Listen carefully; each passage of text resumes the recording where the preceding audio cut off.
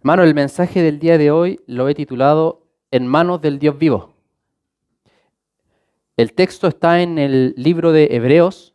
Seguimos viendo el libro de Hebreos, por supuesto, en el capítulo 10. Y vamos a leer desde el 26 al 31 y luego vamos a introducir un poquito, ¿ya? Dice la palabra del Señor. Hebreos capítulo 10, del 26 al 31. Porque si pecaremos voluntariamente, después de haber recibido el conocimiento de la verdad, ya no queda más sacrificios por los pecados, sino una horrenda expectación de juicio y de hervor de fuego que ha de devorar a los adversarios. El que viola la ley de Moisés por el testimonio de 2 o de 3 testigos muere irremisiblemente. ¿Cuánto mayor castigo pensáis que merecerá el que pisoteare al Hijo de Dios y tuviere por inmunda la sangre del pacto en la cual fue santificado, e hiciere afrenta al Espíritu de gracia? Pues conocemos al que dijo, mía es la venganza, yo daré el pago, dice el Señor. Y otra vez, el Señor juzgará ¿a quién? A su pueblo. Horrenda cosa es caer en manos del Dios vivo. Que el Señor bendiga su palabra. Hermano, un texto fuerte, un texto directo. Y antes de entrar, me gustaría preguntarle, ¿a quién está dirigido? A la iglesia. ¿A quién escribió el autor de Hebreos? A la iglesia. Por lo tanto, esta palabra es para la iglesia, no para el mundo, sino para nosotros, para la iglesia. Porque el mundo no ha recibido el conocimiento de la verdad y ha pisoteado la sangre del Hijo de Dios. Pero sí la iglesia, sí nosotros. Por lo tanto, esta palabra está dirigida para mí, primeramente para mí, pero también para usted. Y hay responsabilidad para mí, que predico esto, pero también para usted que está escuchando estas palabras. Pero hermano, hoy muchas veces se habla del Dios de amor y se olvida el juicio de Dios, la santidad de Dios, la justicia de Dios, y se habla de un Dios de amor, de que Dios es amor, de que Dios es lindo, de que Dios está prácticamente con un bastón, con una barba larga, esperando que nosotros le pidamos para Él bendecirnos. Pero no es así, hermano. No es así. La realidad es otra. Muchas veces la iglesia está pensando en eso. Y el mundo peor, hermano. Es cosa de escuchar en qué está el mundo. Y están perdidos, hermano. Están hablando pura incoherencia.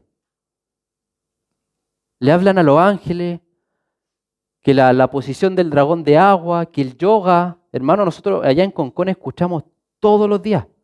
Todos los días. Y es terrible. Porque en eso está la gente. En eso está. Porque uno empieza a hablar esas cosas y como que todos se amontonan como polilla a escuchar esas cosas, hermano. En eso está el mundo. Pero eso muchas veces entra a la iglesia. Entra a la iglesia, a las congregaciones. Y muchas veces somos engañados, hermano. ¿Pero por qué pasa eso? ¿Por qué cree usted? Muchas veces, hermanos, nos sentimos muy cómodos con el Dios que salva, con el Dios que nos da amor, con el Dios que nos bendice. Pero cuando llega la hora de predicar o escuchar sobre la santidad, sobre la justicia de Dios, sobre el juicio de Dios, nos cambia la cara, nos cambia el semblante, nos cambia todo, hermano, porque no nos gusta. No nos gusta escuchar el mal que estamos haciendo. Pero hermano, la labor del pastor, de los que enseñan, de los que predican, no es entregarnos lo que queremos escuchar, sino la verdad. Y la verdad completa, aunque nos duela, aunque nos moleste, aunque quiera pararme e irme. Pero Dios sabe que es por nuestro bien. Dios sabe que es nuestra alma la que necesita ayuda. No mi corazón, no mi mente. Mi corazón es engañoso. Mi corazón quiere escuchar bendiciones de Dios. Todo lindo, todo precioso. Pero quizás llevo una doble vida. Quizás vengo a la iglesia, pero en mi casa soy otro, en el trabajo soy otro. Y ahí es donde está apuntando el Señor. La Biblia habla de su gracia, de su amor, sí, pero también habla de su juicio. Y habla fuerte sobre el juicio. Jesús mismo, ¿cuántas veces habló del infierno? ¿Cuántas veces habló del juicio venidero? Y se dio el tiempo de explicarlo. Mateo 24 habla sobre esas cosas. Y Jesús no se detuvo. No le dio pena a la multitud. Él dijo la verdad. Muchos se fueron, dice el Evangelio de Juan. Muchos discípulos abandonaron porque sus palabras eran muy fuertes. ¿O no? Hermano, lo fuerte no significa que Dios nos está castigando. Al contrario, más amor nos está demostrando Dios al mostrarnos lo que nos espera después. Si es que no obedecemos, si es que no nos rendimos ante Él. El autor de Hebreos dirige estas palabras, ¿qué palabras? Las palabras que acabamos de leer, a personas que han recibido el conocimiento de la verdad. Hebreos 10, 26. Porque si pecaremos voluntariamente después de haber recibido el conocimiento de la verdad, ya no queda más sacrificio por los pecados. ¿A quién le está hablando? De nuevo pregunto. Al que escuchó el Evangelio, al que escuchó el mensaje, al que ha escuchado hablar de Cristo. Pero ¿cómo, hermano? Una persona puede hablar de Cristo, recibir a Cristo, ir a la iglesia y, como dice el texto, pecar voluntariamente. El texto lo está diciendo. Sí se puede. Por eso esta palabra es tan importante para nosotros, para cada uno, para la iglesia y para toda la iglesia, hermano. Porque muchas veces esa es la condición de nuestro corazón. Estamos en la iglesia, cantamos en la iglesia, ofrendamos en la iglesia, pero el resto del día, de la semana, peco voluntariamente. Cuando habla de pecar voluntariamente, es a sabiendas. He escuchado de Cristo, sé de su sacrificio, sé lo que costó, sé por todo lo que tuvo que pasar, pero aún así yo decido pecar, satisfacer mis necesidades, vivir para mí y dejar la gracia de Cristo de lado. ¿Es grave? Es grave. Es muy grave, hermano. Por eso es una advertencia seria. Rechazar la gracia de Cristo es exponerse, hermano, al juicio de Dios. Lo vuelvo a decir. Rechazar la gracia de Cristo y todo lo que eso implica, significa exponerse al juicio de Dios. Y hay un juicio de Dios, hermano. Los profetas hablaron del juicio de Dios. No sé si usted ha leído a los profetas que advirtieron al pueblo que venía un juicio. Pablo en Romanos habló sobre el juicio. Toda la Biblia nos advierte, hermano. Aún Cristo mismo nos advirtió. Pero lo primero que debemos entender, hermano, es que Dios es un Dios vivo. Dios es un Dios vivo, justo, verdadero, santo. Yo entendiendo esas cosas, voy a comprender, voy a entender cómo yo me debo comportar delante de Dios. Porque si la Biblia, supongamos, no hablara de la santidad de Dios, no hablara de la justicia de Dios, yo podría vivir, digamos, relajadamente, ¿cierto? Pero Dios mismo mostró su naturaleza, mostró sus atributos, para darse a conocer, para nosotros entender cómo es nuestro Dios, santo, puro, perfecto, sin pecado. Entonces yo podría preguntar cómo Dios quiere a su pueblo, a su iglesia. ¿Cómo la quiere? Sin mancha, santa, sin pecado.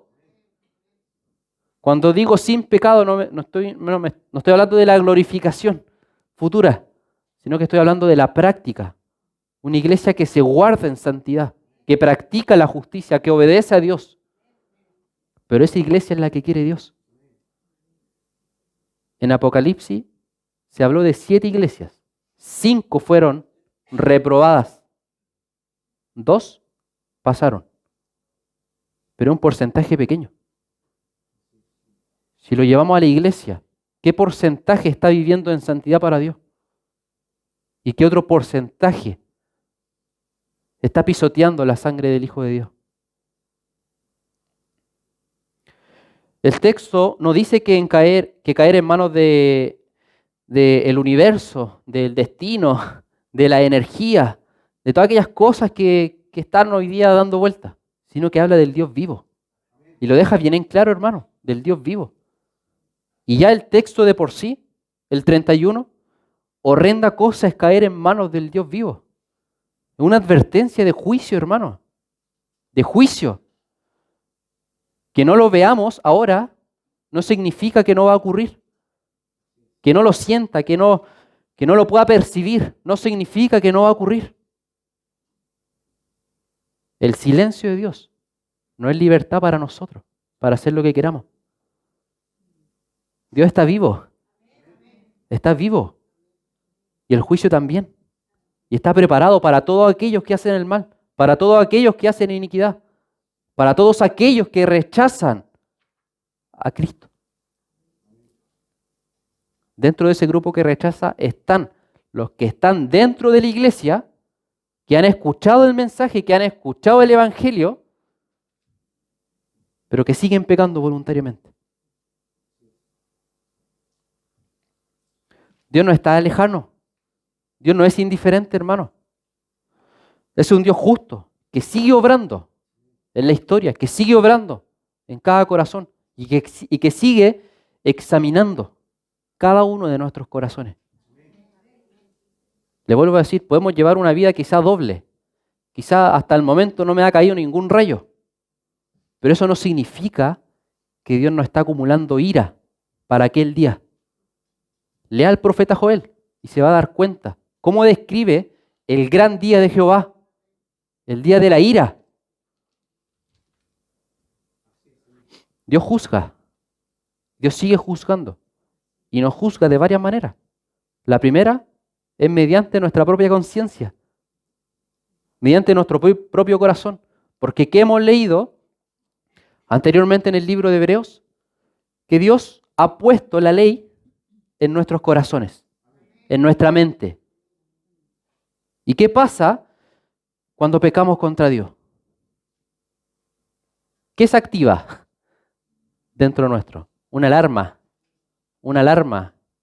Si no se activa esa alarma, algo malo está pasando. Pero se activa una alarma que nos dice, estás pecando, estás ofendiendo a Dios, estás apagando el espíritu, eso está mal, arrepiéntete, pide perdón. Ese es el Espíritu Santo, hermano. Esa alarma la ha puesto Dios. Sí, hermano, la Escritura no son conceptos. Si Dios dice que quitó nuestro corazón de piedra y nos ha dado un corazón de carne y ha puesto en nosotros las leyes, eso se ve en nuestro día a día. Si pecamos y hacemos el mal y me siento mal por eso, es porque Dios está obrando. Porque Dios no quiere que esté en esa condición, al contrario, que me arrepienta. Pero de esa manera Dios me juzga cada día. Pero si yo apago esa alarma, apago esa voz, apago esa ley que Dios mismo colocó en mí, hermano, hay problema. Va a haber problema. ¿Se ha quemado alguna vez usted? ¿Feo? ¿Así feo? ¿Que le duela? ¿Qué pasa con la piel? La palabra queda cauterizada, ¿cierto? Pero uno pierde sensibilidad. Cuando nos entregamos al pecado, entramos en esa condición, vamos perdiendo sensibilidad. Lo que antes una mentira me dolía, pero ahora la practico. Entonces una mentira ya no me afecta tanto. Y va escalando, va subiendo. ¿Se entiende? Romanos 2, versículo 15, hermana, por favor. Mostrando la obra de la ley escrita en sus corazones, dando testimonio su conciencia y acusándoles o defendiéndoles su razonamiento. Lo que acabo de decir. Dios ha puesto la ley en nuestros corazones y ahora nuestras propias conciencias nos acusan. Dios juzga a través de las consecuencias de nuestros pecados, hermano. La Escritura está llena de hombres que pecaron y que vivieron sus consecuencias, ¿cierto? Gálatas 6:7. No os engañéis, Dios no puede ser burlado, pues todo lo que el hombre sembrare, eso también segará. Hermano, y esto muestra a la perfección cómo nuestros actos, cómo nuestra vida, cómo nuestro pecado, cómo nuestras palabras, nuestros pensamientos pueden darnos consecuencias más adelante. La persona que siembra no recibe la cosecha el mismo día, ¿cierto? No recibe la cosecha al otro día, ¿cierto? Es una práctica para en un largo tiempo poder recoger del fruto. Por eso me gusta mucho este ejemplo, porque está hablando de toda nuestra vida. Si yo llevo una vida de amor, de misericordia, ayudo al prójimo, obedezco a Dios y hago las cosas que Dios le agrada, ¿qué voy a recibir al final? ¿Qué voy a recibir? Amor. Voy a recibir misericordia. Voy a recibir perdón, porque es el principio bíblico que Dios enseña. Perdona para ser perdonado. Ayuda para ser ayudado. ¿Cierto? Pero hermano, ¿qué pasa si llevo una vida de pecado, de desobediencia, de egoísmo, de orgullo? ¿Qué voy a recoger al final? Lo mismo, o peor. Por eso, hermano, es tan importante llevar una vida consecuente a nuestra fe. Es tan importante obedecer a Dios. Porque, hermano, lo que está escrito, lo que Dios dejó para nosotros es por nuestro bien. Para nuestro bien. No para arruinarlo en la fiesta. No para hacer el agua fiesta. Sino para nuestro bien. Hermano, ¿qué pasa con los padres que castigaron toda su vida a su hijo? Que lo golpearon, que fueron malos padres. ¿Qué pasó después con esos mismos padres? Los hijos se fueron, abandonaron, no los cuidan. ¿Se da cuenta que nuestros actos tienen consecuencias? Si de mí sale maldad, si de mí salen quizá malas palabras, un carácter malo, orgullo, muchas cosas, hermano, no debo esperar que el día de mañana todos corran a ayudarme, porque es un principio bíblico. Todo lo que el hombre sembrare, eso también segará. ¿Quieres que la iglesia sea buena contigo? Entrégate en amor. ¿Quieres que la iglesia te sirva? Sírvele a la iglesia. ¿Quieres que tus hijos te cuiden cuando seas anciano? Cuida a tus hijos en el amor y el temor del Señor. Y va a ver las consecuencias. Dios juzga a través de la disciplina también. Muchas veces, hermano, Dios disciplina a sus hijos. Eso lo vamos a ver más adelante cuando lleguemos al capítulo 12. No quiero entrar tanto en esto. Pero Dios juzga a través de la disciplina. Porque a sus hijos no los deja hacer lo que quiere, lo que queramos. ¿Qué pasó con el hijo pródigo? Se fue. Hizo lo que quiso. ¿Pero qué pasó con él? Volvió. Volvió arrepentido. Pero fue una disciplina. Sí, él se fue a hacer lo que quiso, pero lo pasó mal. El hijo, que es hijo de Dios, si se va al mundo, lo va a pasar mal. Dios le va a llamar, Dios le va a disciplinar. La primera es con amor, pero después a la ovejita se le quiebran las piernas cuando insiste mucho en irse. Dios también juzga interviniendo. Y a veces Dios interfiere, hermanos, de forma directa. Les pongo dos ejemplos rápidos. Ananías y Zafira. ¿Se recuerda? Después lo vamos a leer, así que no voy a entrar en eso. Otro ejemplo, Herodes. ¿Qué hizo Herodes? Muchas cosas malas, ¿cierto? Pero principalmente mandó a matar a Jacobo, el hermano de Juan. Y encarceló a Pedro y quería matar a Pedro también, ¿cierto? Libro de Hechos. Pero ¿qué pasó? ¿Cuál fue su final? ¿Cuál fue su final? Comido por gusanos. Fue muerto porque Dios intervino. Justicia inmediata, ¿cierto? Y muchas veces, hermano, Dios actúa de muchas maneras. Dios actúa, hermano, de muchas maneras. Pero lo que sí sabemos es que si somos hijos Si hemos reconocido a Cristo como nuestro Señor y Salvador, debo esperar el juicio de Dios sobre mi vida, ya sea como disciplina para mi bien, ya sea como juicio, si es que me he apartado y estoy haciendo las cosas mal, pero Dios va a intervenir. Dios no ha dejado de ser juez. Él ve lo que pasa en las iglesias. Él ve lo que pasa en los países. Él ve lo que pasa en nuestra vida personal. Su justicia es perfecta y su juicio es seguro, hermano. Eclesiastés, capítulo 12, versículo 14. Porque Dios traerá toda obra a juicio, hermano, toda obra a juicio, juntamente con toda cosa encubierta, sea buena o sea mala. Hermano, el día de mañana todos vamos a tener que rendir cuenta. El mundo rendirá cuenta, la iglesia rendirá cuenta, nosotros rendiremos cuenta. ¿Y qué cuenta le daremos a Dios? ¿Qué le diré a Dios? ¿Qué excusa le voy a dar a Dios? ¿Qué voy a decir en ese momento? ¿Qué vas a decir, hermano, en ese momento? Examina tu vida. Y yo examino la mía. Pero seamos sinceros con nosotros mismos, hermano.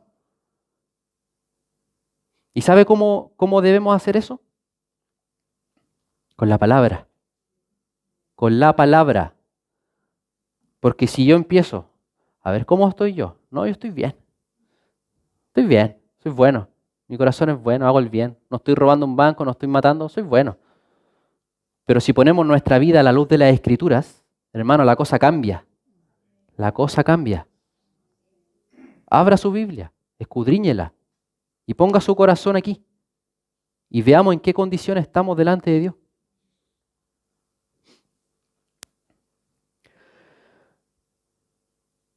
Hebreos capítulo 10, del 26 al 29, lo leímos en un principio, pero lo voy a leer de nuevo para poder contextualizar. Del 26 al 29. Porque si pecaremos voluntariamente después de haber recibido el conocimiento de la verdad, ya no queda más sacrificio por los pecados, sino una horrenda expectación de juicio y de hervor de fuego que ha de devorar a los adversarios. El que viola la ley de Moisés por el testimonio de 2 o de 3 testigos, muere irremisiblemente. ¿Cuánto mayor castigo pensáis que merecerá el que pisoteare al Hijo de Dios y tuviere por inmunda la sangre del pacto en la cual fue santificado e hiciera afrenta al Espíritu de gracia? ¿Hasta ahí, cierto? Sí. Hermano, creo que el texto es claro. El texto es claro. Pero nos da un ejemplo del Antiguo Testamento. La ley de Moisés. ¿Qué pasaba? Cuando había transgresión, 1, 2, 3 testigos. ¿Qué pasaba? Muerte. Muerte. Juicio. Inmediato. Por eso los fariseos querían apedrear a la mujer adúltera, porque según la ley merecía morir. ¿Cierto? Y el autor hace una pregunta. Si ellos fueron castigados, ¿cuánto más el que pisoteare la sangre de Cristo? ¿Cuánto más el que se entregue al pecado voluntariamente después de haber recibido el conocimiento de la verdad? Y el mismo texto responde, ya no hay más sacrificio. No, pero el sacrificio de Cristo es perfecto y me perdona y la misericordia, sí. Pero si estamos abusando, hermano, el texto en hebreo, ya no quedan más sacrificios por los pecados. Le está hablando a la iglesia, le vuelvo a decir, nos está hablando a nosotros. Por eso, hermano, si has recibido a Cristo, pero llevas una vida doble, una vida con pecado, hermano,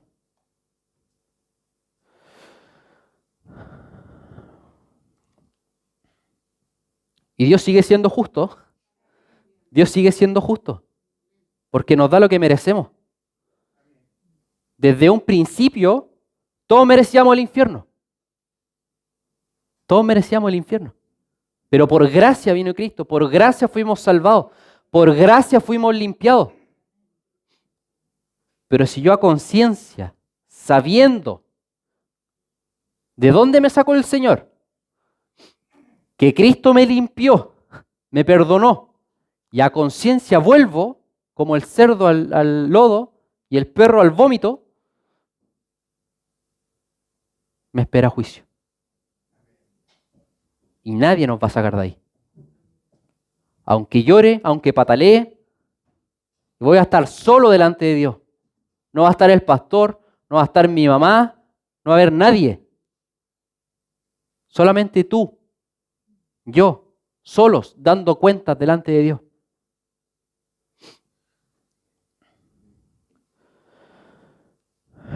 Salmo 7, del 11 al 17. Es horrendo porque no se cae en manos de un juez corrupto, sino en las manos de un juez justo. Salmo 7, del 11 al 17.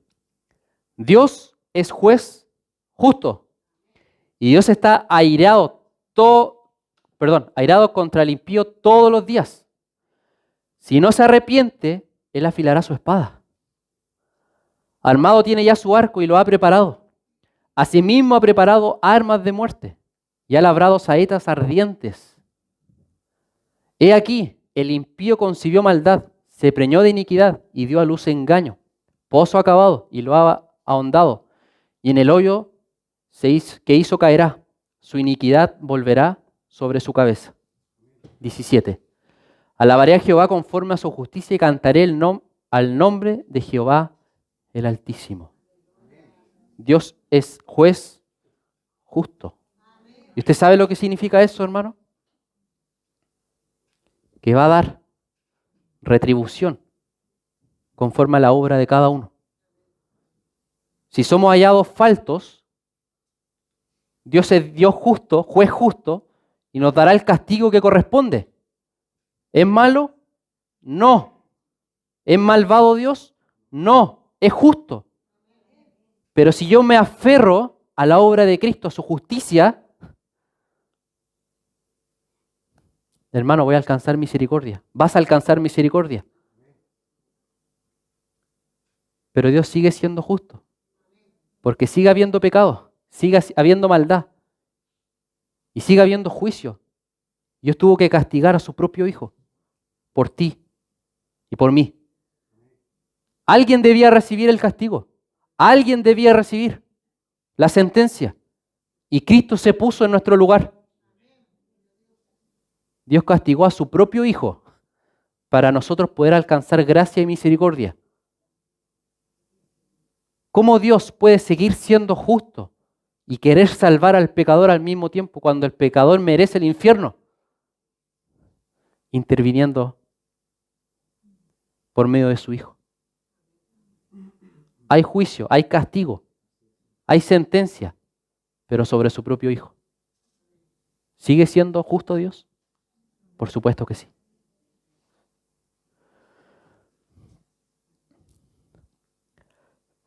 Pero mire lo que pasa cuando uno elige en nuestra libertad, porque Dios nos da libertad, ¿cierto? Tenemos libre albedrío. ¿Qué sucede cuando en nuestra libertad elegimos el hacer el mal? Yo elijo el hacer el mal. Vamos a ver dos ejemplos rápidos. Vamos a leer harto texto hoy día, así que le pido paciencia. Me queda tiempo. Ananías y Zafira. El texto está en Hechos capítulo 5 del 1 al 11, pero no lo vamos a leer. Se lo voy a parafrasear de alguna manera. ¿Qué pasó con ellos? Había un movimiento fuerte en ese momento, ¿cierto? Donde los apóstoles, donde la iglesia había sido instituida, ¿cierto? Y muchos comenzaron a ayudar a la iglesia, comenzaron a ayudar a los apóstoles y querían vender sus cosas para la ayuda del ministerio, ¿cierto? Pero Ananías y Zafira vendieron sus cosas, dijeron, vamos a darlo todo, pero retuvieron parte de la heredad. ¿Qué pasó con ellos? Murieron en el momento, juicio. ¿Pero qué les dijo Pedro? Ustedes han mentido. pero le han mentido a Dios, hablando del Espíritu Santo. ¿Y qué pasó con ellos? ¿Cuál fue su fin? Murieron por mentir, hermano. ¿Han mentido? ¿Hemos mentido? ¿Hemos muerto? Pero eso no significa, hermano, vuelvo a decir lo que dije en un principio, que ese silencio de Dios nos permita hacer lo que nosotros queramos. Si hay pecado, si hay maldad, estamos acumulando ira para ese día. Cuando tengamos que dar cuenta, los libros van a ser abiertos. Y todas las cosas, hermano, van a aparecer. Imagínense ustedes solito, delante de Dios, lleno de ángeles, observando, y un data como este, mostrándonos toda nuestra vida, todos nuestros días, todo lo que hicimos, todo lo malo, lo bueno, todas las cosas, hermano. Dios sigue siendo santo y no debemos jugar con su presencia, que fue lo que hizo Ananías y Zafira. Segundo ejemplo, Daniel capítulo 5, del 2 al 4. ¿Se acuerda de la historia del rey Belsasar? Belsasar, con el gusto del vino, mandó que trajesen los vasos de oro y de plata que Nabucodonosor, su padre, había traído del templo de Jerusalén, para que bebiesen en ellos el rey y sus grandes, sus mujeres y sus concubinas. Entonces fueron traídos los vasos de oro que habían traído del templo. Perdón, ya leí eso, ¿cierto? Versículo 4. Bebieron vino y alabaron a los dioses de oro y de plata, de bronce, de hierro, de madera y de piedra. Hasta ahí, ¿cierto? ¿Qué había hecho este rey? Tomó algo santo y lo profanó. Tomó algo que estaba consagrado en el templo en Jerusalén, ¿cierto? ¿Se acuerda de la historia? Y lo usó para sus fiestas, para sus deleites. Daniel capítulo 5, 25 al 30 dice lo siguiente. ¿Qué le pasó a este rey? Estaba en su fiesta, ¿cierto? Estaba usando estos utensilios. ¿Y qué vio? Vio una mano que estaba escribiendo en la pared. Y la escritura que trazó es Mene, Mene, Tekel, Uparsin. Esta es la interpretación del asunto. Mene, contó Dios tu reino y le ha puesto fin. Tekel, pesado has sido en balanza y fuiste hallado falto. Pérez, tu reino ha sido roto y dado a los medos y a los persas. Entonces mandó Belsasar vestir a Daniel de púrpura y poner en su cuello un collar de oro y proclamar que él era el tercer señor del reino. ¿Por qué? Porque él había interpretado el sueño. O en este caso la escritura. Gracias, hermano. Está atento el hermano. Pero hermano, ¿se da cuenta? ¿Se da cuenta? Dios no puede ser burlado. La iglesia no puede burlar a Dios. Nos podemos engañar nosotros mismos, porque nos vemos un par de horas el día domingo. Pero hermano, a Dios no lo podemos burlar. A Dios no lo podemos engañar. Dios ve nuestra vida, ve nuestros pensamientos, ve nuestro corazón, ve todas las cosas, hermano. Ve las intenciones de nuestro corazón, ve lo que decimos, lo que pensamos. Y ahí está Dios, atento a cada palabra que nosotros digamos, a cada pensamiento que haya en nuestra mente, a cada cosa que alberguemos en nuestro corazón. Ahí está Dios, anotando todo, hermano, todo. Todo va a estar anotado. Pero esta persona, hermano, este rey, que lamentablemente siguió los mismos pasos de su padre, Nabucodonosor, fue pesado en la balanza de Dios y fue hallado culpable, fue hallado falto, fue hallado transgresor. Y la pregunta que podemos hacer, si nos subiéramos a la balanza de Dios, hoy, ahora, ¿cómo saldré? ¿Aprobado o hallado falto, como dice la Escritura? Hermano, o aprobado o hallado falto. ¿Qué pasó con el rey? Murió. Ahí mismo, murió. Por tomar algo santo y profanarlo. por practicar la maldad. Terminó muerto. Hermano, tengamos cuidado de cómo estamos llevando nuestra vida. Tengamos cuidado de cómo estamos haciendo las cosas. Dios lo ve todo. Dios lo juzga todo. Dios sabe todas las cosas. Sabe lo que decimos. Sabe lo que buscamos en internet. Sabe cómo trato a mi esposa. Sabe cómo trata a tu esposo. Sabe lo que hablas con la hermana a escondidas. Lo sabe todo. Dios no puede ser burlado. Nadie ha burlado a Dios. Nadie. Y nadie lo va a poder hacer.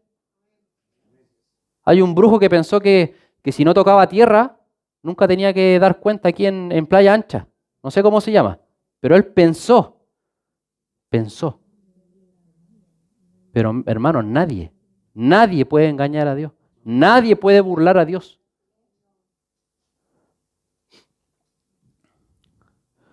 Su paciencia tiene un límite.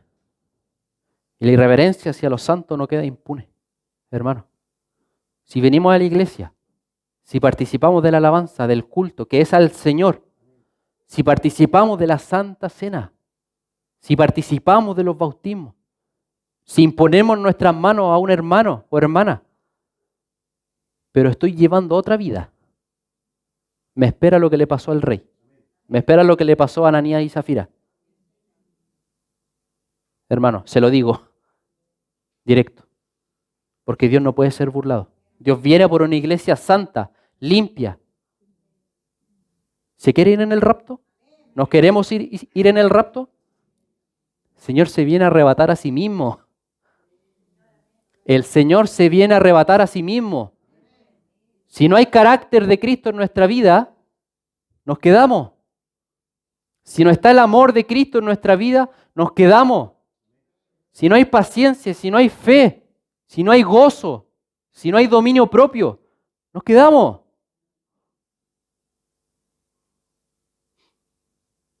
Porque esa es nuestra vara de medir, el carácter de Cristo nada más. Y ahí es donde obra Dios, ahí es donde trabaja Dios. Ahí es donde Dios nos quiere moldear, nos quiere trabajar en nuestro carácter. ¿Cuántos años lleva en el Evangelio? Saca la cuenta. 10, 20, 30, 40 algunos. 5, 2 algunos. ¿Ha habido un cambio en tu vida?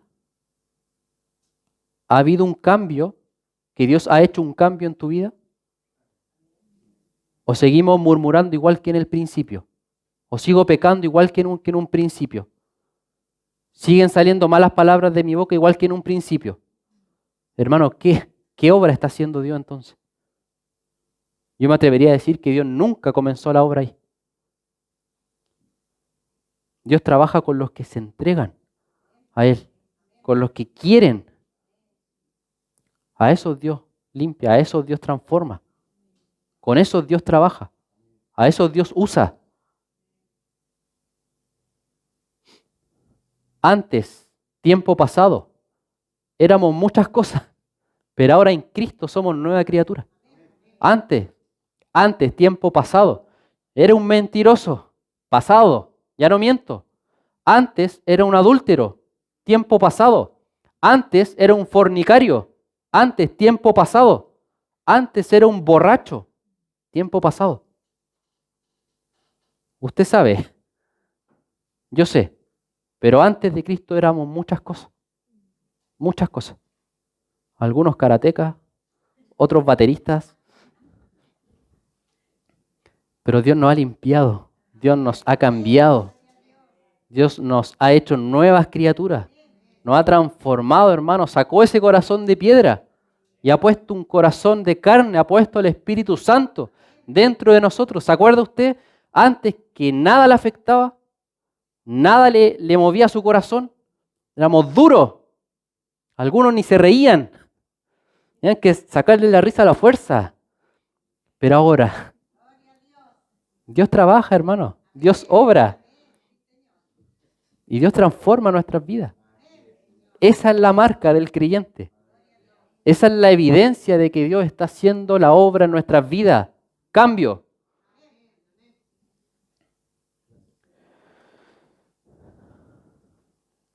Dije un chiste para que se soltaran un poquito.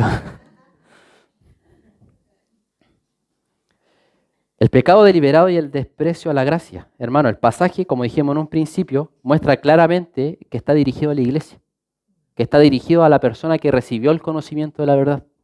¿Cierto? Por eso, tres cosas no debemos hacer o debemos tener mucho cuidado. Número uno, no pisotear la sangre de Cristo. La preciosa sangre de Cristo, hermano, fue derramada por ti y por mí, simbolizando un nuevo pacto en Cristo, ¿cierto? Pero no debemos pisotearla. Cuando pecamos, cuando hacemos el mal a sabiendas, estoy pisoteando la sangre de Cristo. Dos, no debemos tomar por inmunda la sangre de Cristo. Y número tres, no debemos insultar al Espíritu de gracia. Esas tres cosas hacemos, hermano, cuando nos entregamos a nuestro pecado. Esas tres cosas estamos haciendo y acordémonos, hermano, que no se nos olviden. Esas tres cosas hacemos cuando pecamos contra Dios. Estoy pisoteando la sangre del Hijo. Estoy teniendo por inmunda la sangre de Cristo y estoy insultando al Espíritu Santo. Así que cuando vayamos a hacer algo malo, pensemos las 2 veces, 3 veces, 4 veces.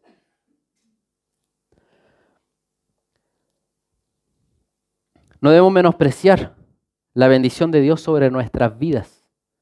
Hebreos 12 del 16 al 17. Un hombre que menospreció la bendición que Dios le había dado. 12 del 16 al 17. No sea que haya algún fornicario o profano como Esaú. ¿Se acuerda de Esaú? Que por una sola comida vendió su primogenitura. Porque ya sabéis que aún después, deseando heredar la bendición, fue desechado y no hubo oportunidad para el arrepentimiento, aunque la procuró con lágrimas. Dios le había dado un regalo a Esaú y Esaú tomó ese regalo y lo menospreció. Prefirió él suplir sus necesidades que la bendición de Dios. ¿Qué hizo Esaú? Vendió su primogenitura por un plato de lenteja. Todos conocemos la historia, ¿cierto? Pero él menospreció lo que Dios le había entregado. Lo menospreció. No le dio importancia. No le dio el valor. Yo le pregunto, hermano, ¿menosprecias lo que Dios te ha entregado? ¿Menosprecias la bendición de Dios? ¿Menosprecias el sacrificio de Cristo? ¿Menosprecias el sello que Dios puso sobre ti? ¿Menosprecias a Dios?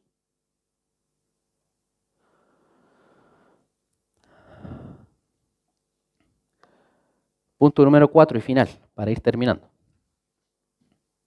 El mismo Dios que juzga, salva. El mismo Dios que juzga, salva. Sí, horrenda cosa es caer en manos del Dios vivo. Horrenda cosa. Y no se lo deseo a nadie. Si vamos como enemigos, nos espera eso. Pero si vamos como hijos, hermano, el Señor te va a bendecir.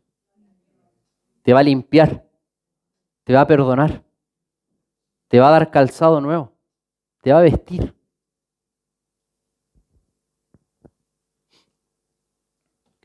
Pero si vienes como hijo, Isaías 1, versículo 18.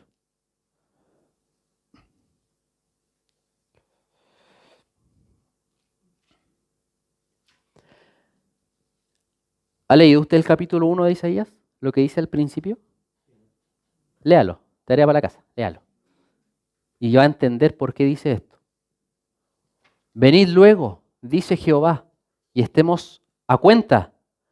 Si vuestros pecados fueren como la grana, como la nieve serán emblanquecidos. Si fueren rojos como el carmesí, vendrán a ser como blanca lana. Hermoso, ¿o no? Precioso. Esa es la bendición que Dios entrega. Pero antes nos muestra la maldad del hombre, la iniquidad del hombre.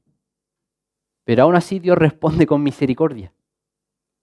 Venid luego, dice Jehová, y estemos ¿a qué? A cuenta. ¿Estás a cuenta con Dios? ¿Estamos a cuenta con Dios? ¿Estoy a cuenta yo con Dios? Hermano, tú lo sabes. Tú sabes en qué condición estás delante de Dios. Pero el texto nos dice y nos exhorta a estar a cuentas, a no deber nada. Si hemos pecado, a arrepentirnos. Si he hecho algo malo a alguien, pedir perdón para que Dios me perdone y me limpie.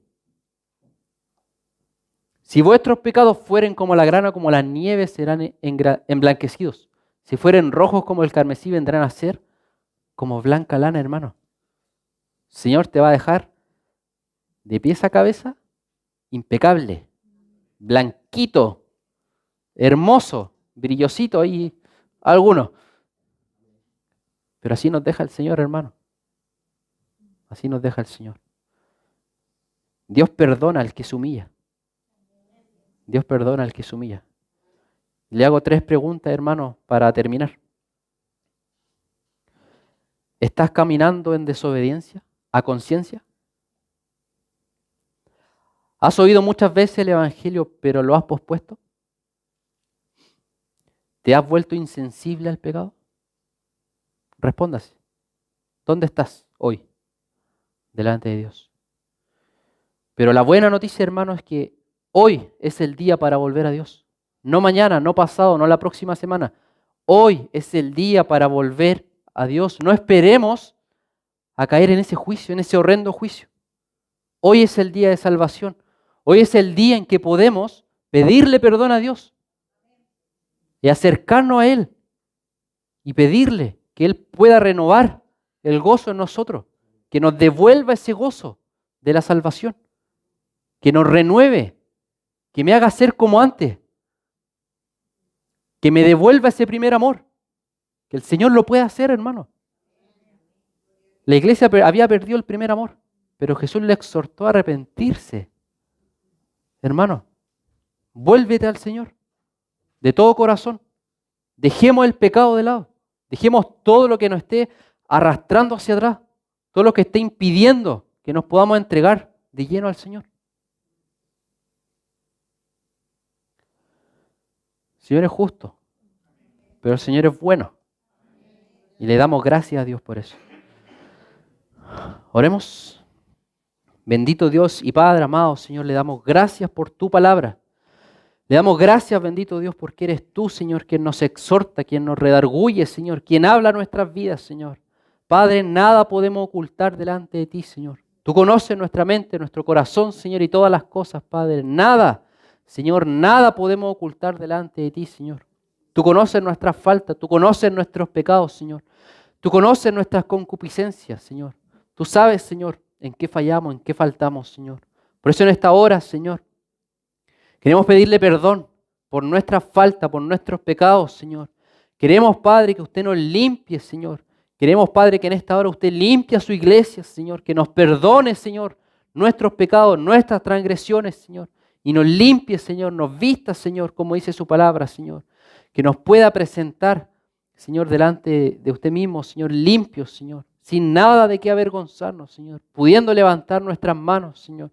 Pudiendo alzar nuestra vista, Señor. Sin culpa, Señor. Sin vergüenza.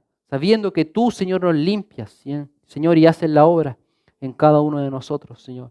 Pero, Padre, si es necesario, Señor, destruye nuestro pensamiento, destruye nuestro corazón, Señor, y haznos de nuevo, Señor. Padre, que esta palabra, Señor, pueda quedar en nuestros corazones, Señor, en nuestras mentes, Señor. Y que usted, Padre, a través de su Espíritu Santo, Señor, nos ayude a meditar en ella, Señor. No hoy, sino en la semana, Señor, y cada día, Señor. Le damos gracias, Señor, y todo esto se lo pedimos en el nombre de Jesús. Amén.